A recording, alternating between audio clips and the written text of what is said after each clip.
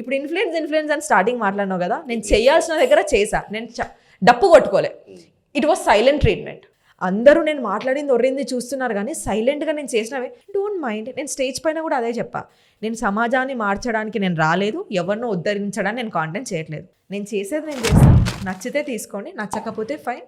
నేను ఎప్పుడు కూడా అంత బిలో ద బెల్ట్ వెళ్ళి కూడా ఎప్పుడు నేను కాంటెంట్ చేయలేదు. I'm keeping up with my ethics, అదే మెయింటైన్ చేస్తున్నా. సో చాలామంది సింపతికి తెచ్చుకున్నావు నువ్వు, ఏముంది మొగోళ్ళు కూడా కడతారు కావచ్చు బై, ఆడపిల్లలకు కట్టాల్సిన అవసరం ఏముంది?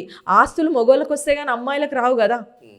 You get it. నాకు కొరువు పెట్టేటప్పుడు కూడా ఇదే క్వశ్చన్ ఉండే మా డాడీకి, ఎవరో కొడుకు వరుసలో పెట్టిస్తా అంటే మా డాడీ అప్పులు నేను కట్టాలి, మా డాడీ లెగసీని నేను తీసుకోవాలి, మా డాడీ చెడ్డ పేరుని మంచి పేరుని నేను మొయ్యాలి సొసైటీలో, కానీ కొరివి మాత్రం ఇంకెవరో పెడతారు కొడుకు వరుసలో. నేను ఇవ్వలేదు, అగేన్స్ట్ రూల్స్ పోయినా పర్లేదు, నేనే కొరివి పెట్టినా. నేను పెట్టా మా డాడీకి, నేనే పెట్టినా. కాశీకి వెళ్ళి రిచువల్స్ రీసెంట్లీ చేశా డాడీకి, రీసెంట్లీ మార్చ్లో చేసా.